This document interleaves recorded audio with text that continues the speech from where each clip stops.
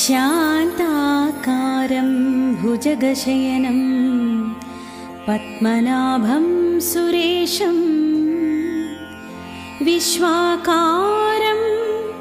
गगनसदृशं मेघवर्णं शुभांगं लक्ष्मीकान्तं कमलनयनं योगिहृद्यानगम्यं वन्दे विष्णुं भवभयहरं सर्वलोकैकनाथं सर्वलोकैकनाथम्। पूर्वतो मां हरिपातु पश्चाचक्रे च दक्षिणे कृष्ण उत्तरतः पातु श्रीशो विष्णुश्च सर्वदा। ऊर्ध्वं मां नन्दकृत् पातु अधस्तचारङ्गभृत् सदा। पादौ पातु सरोजाङ्घ्रि जङ्घे पातु जनार्दना। जानुनी मे जगन्नाथ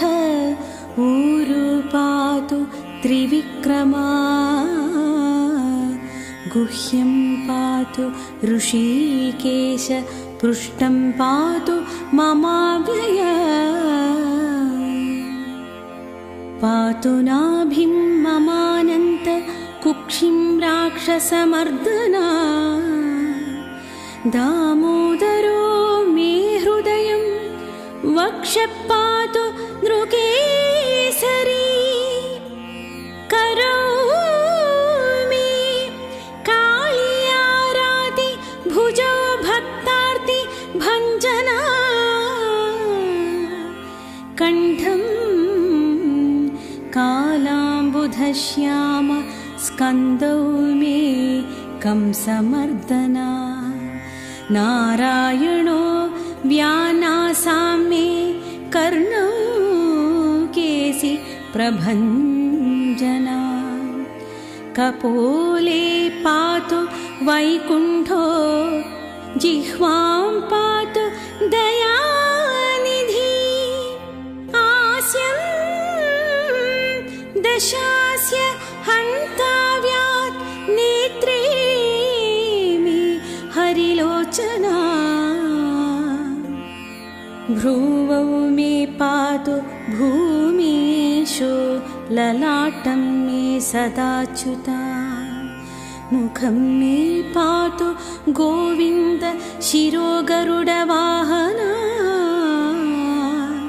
मां शेषसायि सर्वेभ्यो व्याधिभ्यो भक्तवत्सला। पिशाचाग्नि जलेभ्यो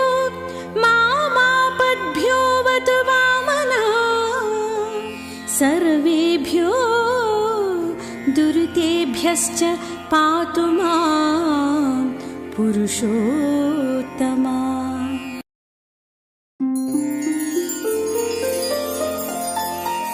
शान्ताकारं भुजगशयनं पद्मनाभं सुरेशं विश्वाकारं गगनसदृशं मेघवर्णं शुभांगं लक्ष्मीकान्तं कमलनयनं योगिहृद्यानगम्यं वन्दे विष्णुं भवभयहरं सर्वलोकैकनाथं सर्वलोकैकनाथम्। पूर्वतो मां हरिपातु पश्चाचक्रे च दक्षिणे कृष्ण उत्तरतः पातु श्रीशो विष्णुश्च सर्वदा। ऊर्ध्वं मां नन्दकृत् पातु अधस्तचारङ्गभृत् सदा। पादौ पातु सरोजाङ्घ्रि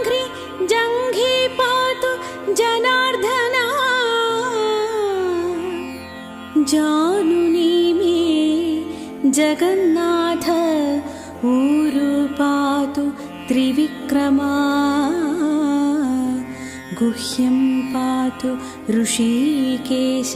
पृष्ठं पातु ममाव्यय पातु नाभिं ममानन्त कुक्षिं राक्षसमर्दना दामोदरो मे हृदयं वक्षः पातु नृकेसरी करोमि कालियाराति भुजो भक्तार्ति भञ्जना कण्ठं कालाम्बुधश्याम स्कन्दौ मे कंसमर्दना नारायणो व्यानासां मे कर्णौ केसि प्रभञ्जना कपोले पातु वैकुण्ठो जिह्वां पातु दयानिधि आस्यं दशास्य हन्ताव्यात् नेत्रे मे हरिलोचना भ्रुवौ मे पातु भूमीशो ललाटं मे सदाच्युता मुखं मे पातु गोविन्द शिरो गरुडवाहना मां शेषसायि सर्वेभ्यो व्याधिभ्यो भक्तवत्सला पिशाचाग्नि जलेभ्यो मामापद्भ्यो वतु वामना सर्वेभ्यो दुरितेभ्यश्च पातु मां पुरुषोत्तमा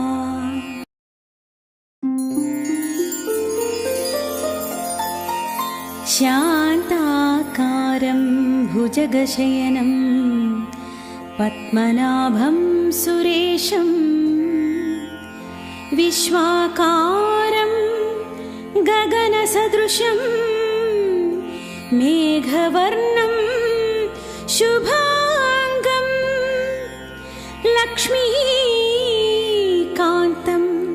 कमलनयनं योगिहृद्यानगम्यं वन्दे विष्णुं भवभयहरं सर्वलोकैकनाथं सर्वलोकैकनाथम् पूर्वतो मां हरिपातु पश्चाचक्रे च दक्षिणे कृष्ण उत्तरतः पातु श्रीशो विष्णुश्च सर्वदा ऊर्ध्वं मां नन्दकृत् पातु अधस्तचारङ्गभृत्सदा पादौ पातु सरोजाङ्घ्रि जङ्घे पातु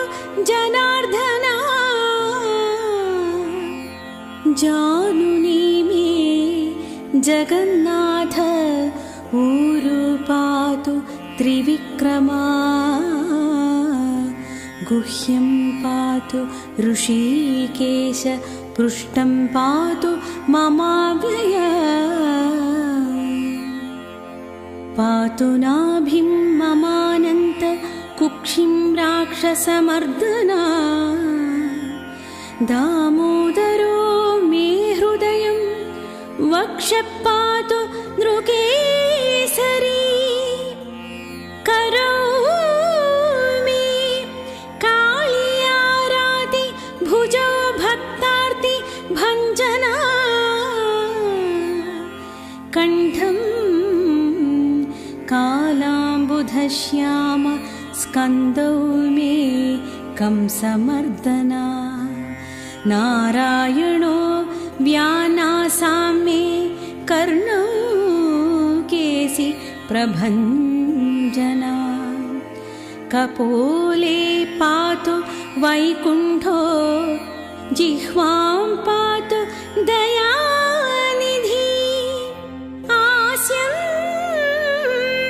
दशास्य हन्ताव्यात् नेत्रे मे हरिलोचना भ्रुवौ मे पातु भूमीशो ललाटं मे सदाच्युता मुखं मे पातु गोविन्द शिरो गरुडवाहना मां शेषसायि सर्वेभ्यो व्याधिभ्यो भक्तवत्सला पिशाचाग्नि जलेभ्यो मामापद्भ्यो वतु वामना सर्वेभ्यो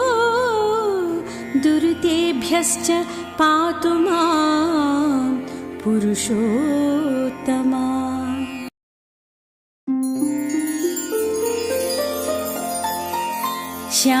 शान्ताकारं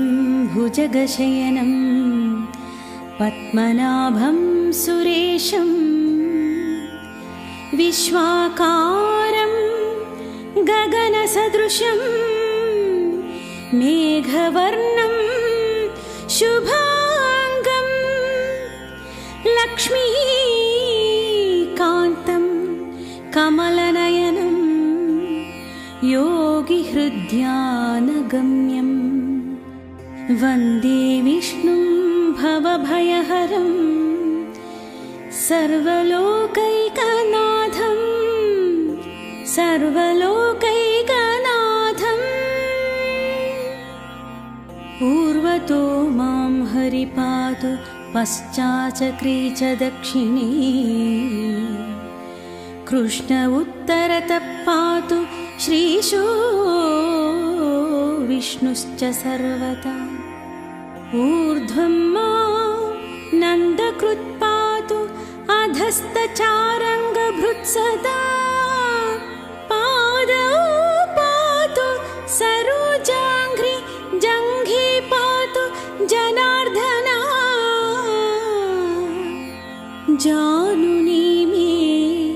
जगन्नाथ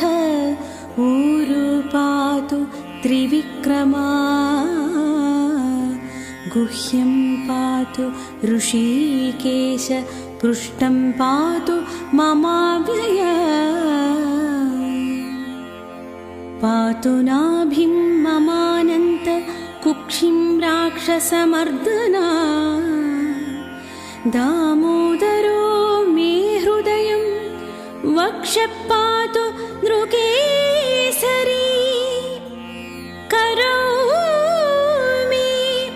कालियाराति भुजौ भक्तार्ति भञ्जना कण्ठं कालाम्बुधश्याम स्कन्दौ मे कंसमर्दना नारायणो व्यानासां मे कर्णौ केसि प्रभञ्जना कपोले पातु वैकुण्ठो जिह्वां पातु दयानिधि आस्यं दशास्य हन्ताव्यात् नेत्रे मे हरिलोचना भ्रुवौ मे पातु भूमीशो ललाटं मे सदाच्युता मुखं मे पातु गोविन्द शिरो गरुडवाहना मां शेषसायि सर्वेभ्यो व्याधिभ्यो भक्तवत्सला पिशाचाग्नि जलेभ्यो मामापद्भ्यो वतु वामना सर्वेभ्यो दुरितेभ्यश्च पातु मां पुरुषोत्तमा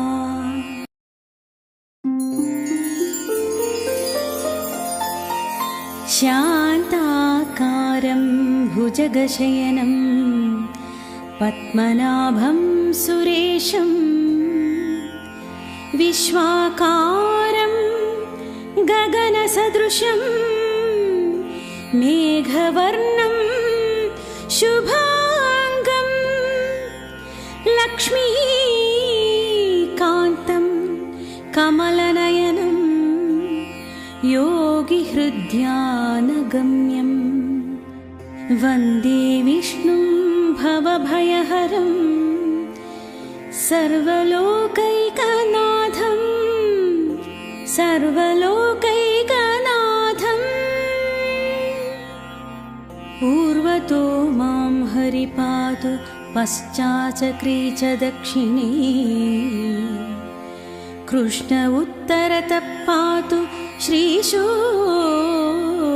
विष्णुश्च सर्वदा ऊर्ध्वं मां नन्दकृत् पातु अधस्तचारङ्गभृत्सदा पादौ पातु सरोजाङ्घ्रि जङ्घे पातु जनार्दना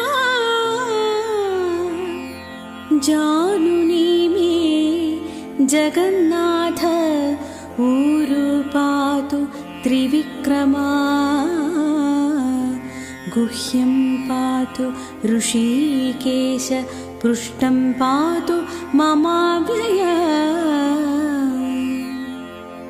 पातु नाभिं ममानन्त कुक्षिं राक्षसमर्दना दामोदरो मे हृदयं वक्षः पातु नृकेसरी करौ मे कालियाराति भुजौ भक्तार्ति भञ्जना कण्ठं कालाम्बुधश्याम स्कन्दौ मे कंसमर्दना नारायणो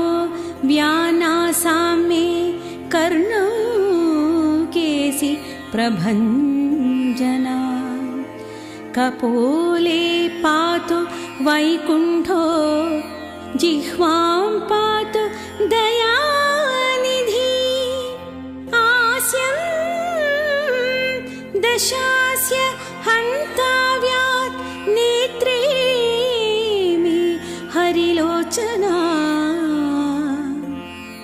भ्रुवौ मे पातु भूमीशो ललाटं मे सदाच्युता मुखं मे पातु गोविन्द शिरो गरुडवाहना मां शेषसायि सर्वेभ्यो व्याधिभ्यो भक्तवत्सला पिशाचाग्नि जलेभ्यो मामापद्भ्यो वतु वामना सर्वेभ्यो दुरितेभ्यश्च पातु मां पुरुषोत्तमा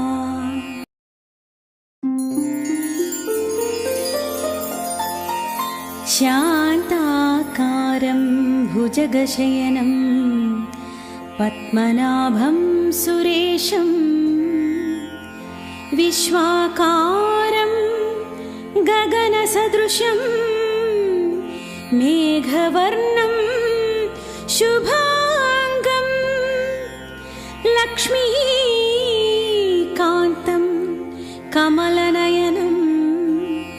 योगिहृद्यानगम्यं वन्दे विष्णुं भवभयहरं सर्वलोकैकनाथं सर्वलोकैकनाथम् पूर्वतो मां हरिपातु पश्चाचक्रे च दक्षिणे कृष्ण उत्तरतः पातु श्रीशो विष्णुश्च सर्वदा ऊर्ध्वं मां नन्दकृत् पातु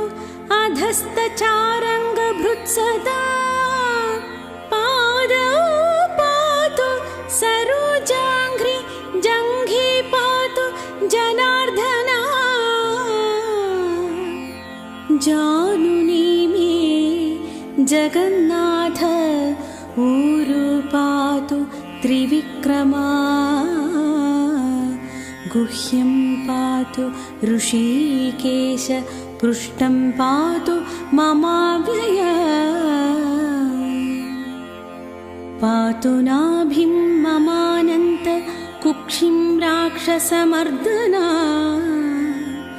दामोदरो मे हृदयं वक्षः पातु नृकेसरी करो मे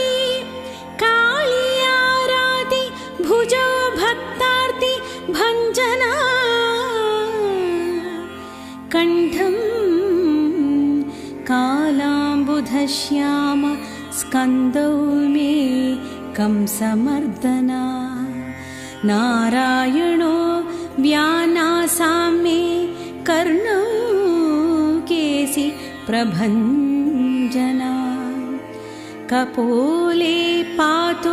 वैकुण्ठो जिह्वां पातु दयानिधि आस्यं दशास्य